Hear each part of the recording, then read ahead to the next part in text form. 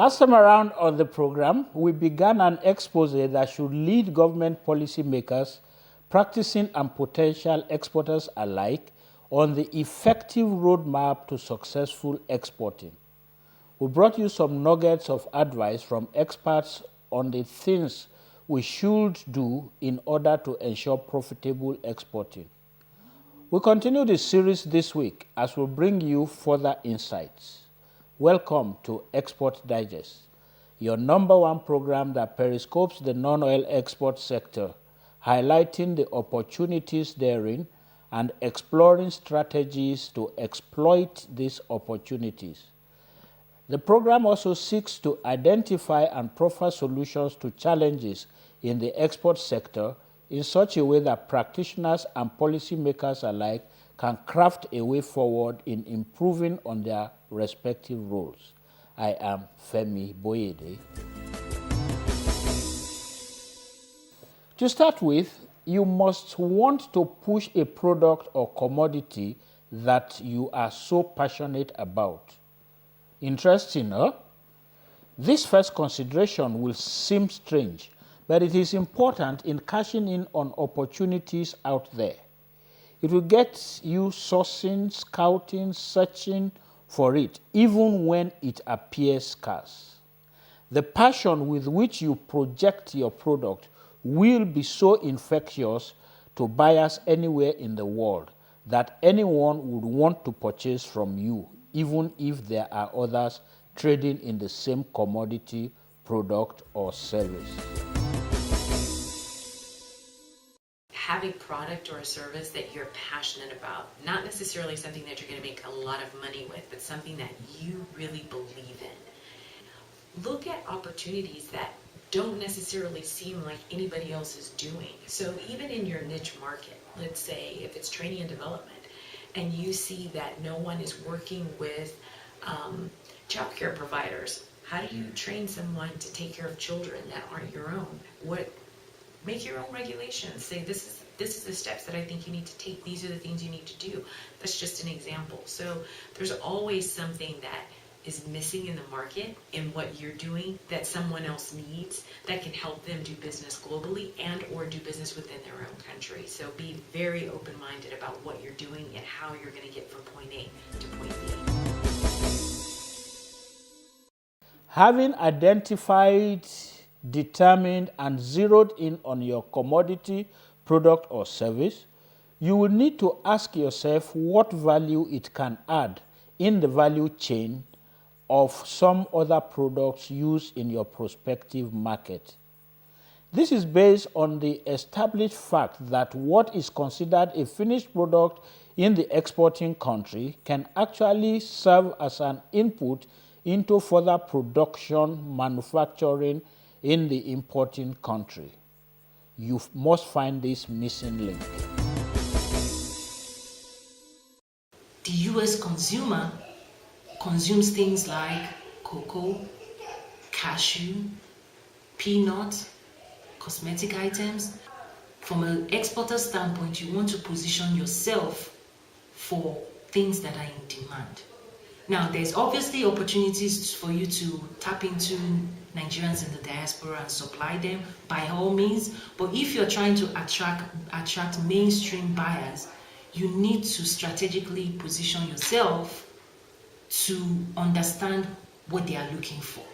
Identify products like cashew, cotton, peanut, cocoa, palm, products that go into the commodities that go into the products that US consumers are interested in. So information around that is key.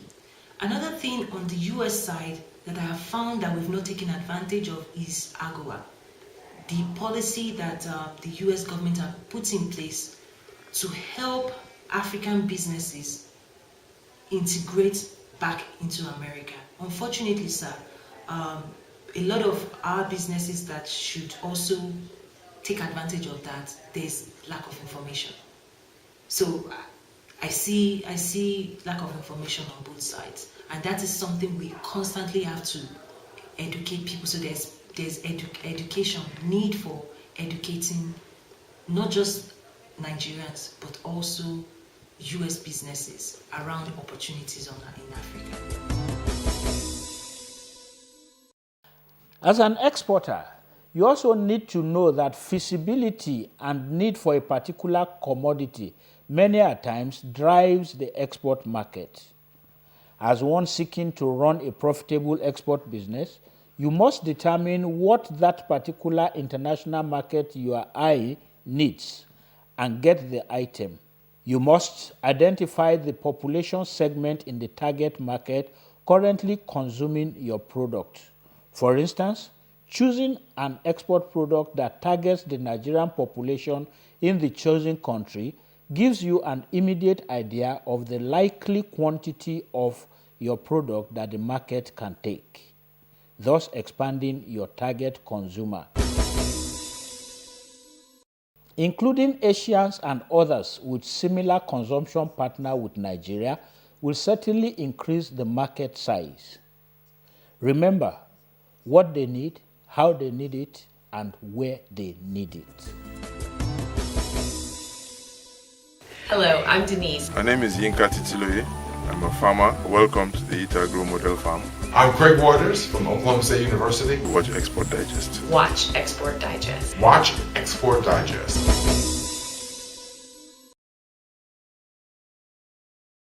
At Koinonia Ventures Limited, we have a somewhat long list of commodities found in different parts of Nigeria, which may be too long to roll out on a 30-minute program such as Export Digest. We encourage our viewers to be on the lookout for our next workshop coming up in the fourth quarter of the year, where we shall elaborately take you through this resource and more. In the immediate, however, feel free to contact us should you be interested in gaining knowledge of where to get what product or commodity. Sometimes, identifying the product or commodity to export comes before articulating the international market to look out for, especially if you as an entrepreneur started off producing for local consumption here in Nigeria and want to leap into the exciting world of export business. However, there are instances where the market determines what product or commodity to source for locally and prepare for export. Whichever the side of the divide you belong to, any curious businessman will love to understand the acceptability, marketability, and profitability of export trading in that item. Today, let's set more of the roadmap to running a profitable export business by looking at the prospects and abundance of opportunities for many of the exportable items Nigeria is blessed with. First, what opportunities are there for entrepreneurs? I think the first thing is the product opportunity, product feasibility. We can and then actually taking that product and testing it. You know, we try. I've seen the timetables. We can shorten that timetable, I think, for new products. That's all part of our innovation management, new product management. And so for young Nigerians to think about what opportunity would they like to exploit, that being demand, a need, a pain that you have a cure for, find out what it is. And in Africa, you have a totally different array of opportunities that you can exploit.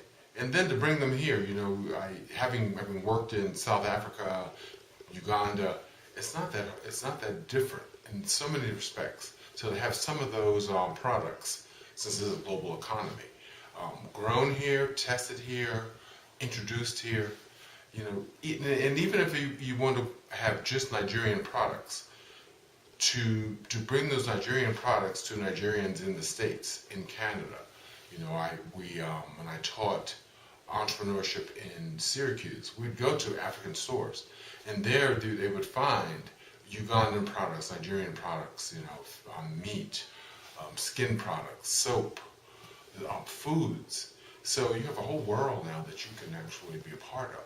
And so to think of young entrepreneurs and what you might do. And entrepreneuring doesn't just mean starting a business. It can mean working within a business to help that business be more innovative, to grow, that type of thing. That's entrepreneuring.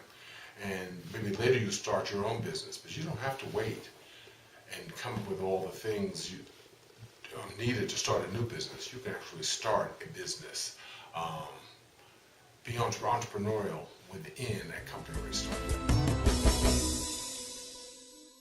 As we progress on Export Digest in our quest to ensure Nigerians engage gainfully in export business, we must reiterate that services, just as commodities and manufactured goods, are exportable. Yes, services are exportable. Just hear this. Many times we treat the profitable services as if they were informal mom and pop things. If you think about things like babysitting, taking care of kids, we can do that as a in the back door, I'll give you some money. Or you can be a business. You can be Jane Doe Incorporated, and you pay my business to take care of your babies. So babysitting is a business, house cleaning can be a business.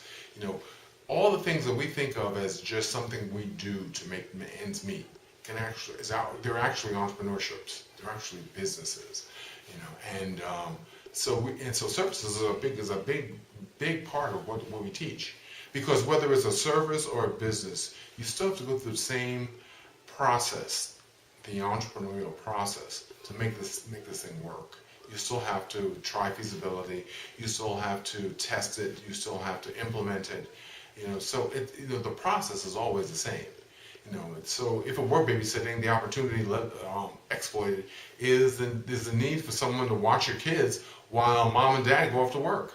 And watch them well, not just let them run wild, feed them, bathe them. That is a real need, and with that, you can start a business just doing that, So you don't have to be just this person hired. And many times people are hired by another company, through another company, to work for that company. You can be your own company. So lots of services.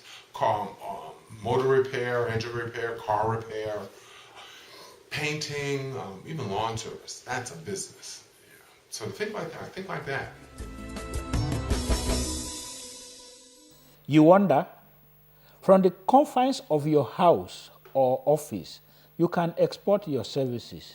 For instance, translation of people's speeches in a particular language is one opportunity. Guess you have not given that much thought. Anyway, we shall be unveiling so many services that are exportable at the upcoming workshop. Don't miss out. Just keep a tab on Export Digest every Tuesday at 7:30 p.m. and Fridays at 8:30 p.m. Nigerian time, so that you have the information about the workshop as soon as details are released. Believe me, you can earn foreign currency doing legit services you are passionate about. You would have, by so doing, joined your efforts to creating the economic growth we all so much desire for our dear nation, Nigeria. Hello, I'm Denise. My name is Yinka Titiloye. I'm a farmer. Welcome to the Eat Agro Model Farm. I'm Craig Waters from Oklahoma State University. Watch Export Digest. Watch Export Digest. Watch Export Digest.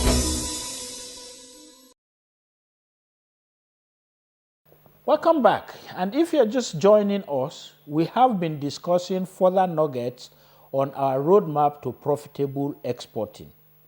Let us now go into the classroom for our export tips for this week.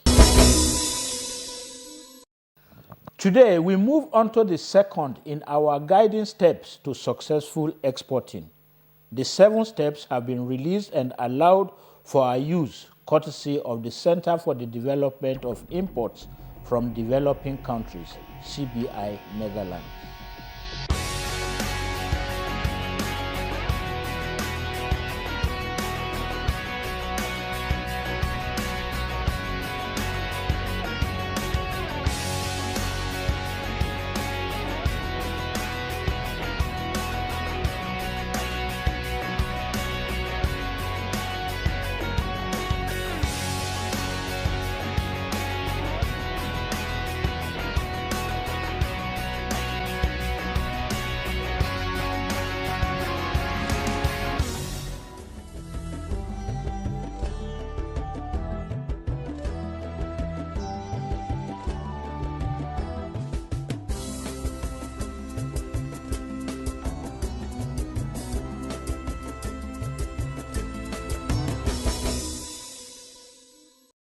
And now we welcome you to the Corporate Affairs Commission segment of this program, where we get enlightenment on key activities and provisions of the Commission's interventions that help you operate in an organized business environment in Nigeria.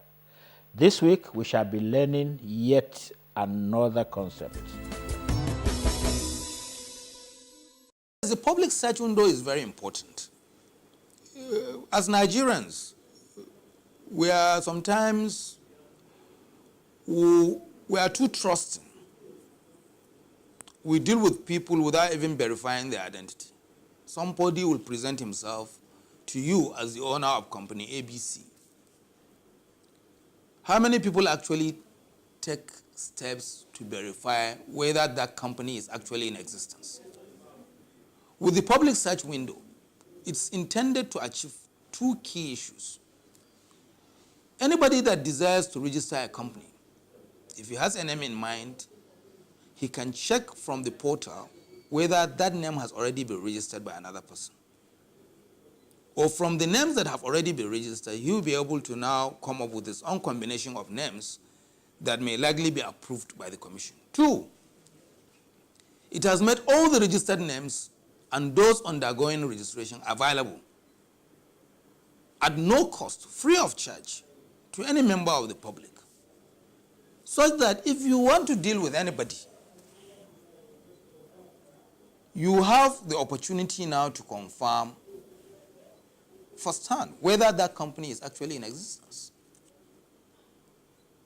If you want to go further to verify the identity, then that will be at a cost, the identity of persons behind that company.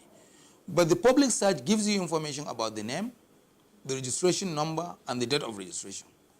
We want to extend it further to include basic information about the directors of the company. We may not have details of the shareholding. Why we intend to do that, this is what obtains in the UK. If you go to the Companies House portal, registration portal, you will access information about any company in the UK, including the name, the names of the officers, the address of the company. So we want to extend it further beyond just the name, the RC number, and the date of registration. We want to extend it further to provide information about the address of the company and the director's information. So this will further enrich the public search. And if you are dealing with anybody, if he tells you that he's a director in a company, you can easily verify, because the company acts through the directors. So you can easily verify whether that person is actually a director. You'll be able to know who the officers of the companies are, the people directing the affairs of the company. So our intention is actually to make this information available to Nigerians at no cost. So this informed the decision to upload all the registration information through the public search. Now to the question of the week. As usual, the first correct entry gets a prize. This week's prize comes courtesy of Koinonia Media, a division of Koinonia Ventures Limited.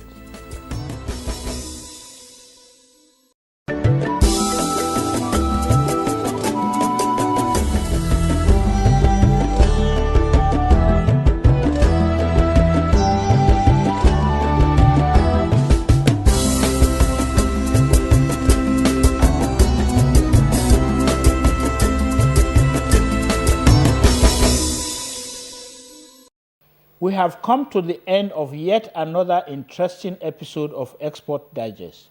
Thank you so much for staying with us. We hope that you are really getting export educated from your faithful following of the program as we strive to progressively expand your knowledge and enhance your readiness to export. Remember, you can watch this particular episode and others before it on our YouTube channel, youtube.com/Export Digest. As usual, we will appreciate your comments, observations, and contributions as we continue in our march towards making Nigeria a viable exporting nation and lead our viewers into the hidden secrets of export treasures. Our channels of communication are open and showing on your screen. Many thanks to our sponsors for their contributions to the development of Export Digests. We also want you to remember that by showcasing your businesses, your goods and services on this program, you will be helping us immensely to pay for our airtime and cost of production while expanding the corporate mileage you get for your brand, products and services. We invite you to come on board by calling us today, and you will not regret doing so. Join us same time on this same channel next week for another eye-opening package of Export Digest. I remain yours sincerely, Femi Boyede. See you again, and God bless Nigeria.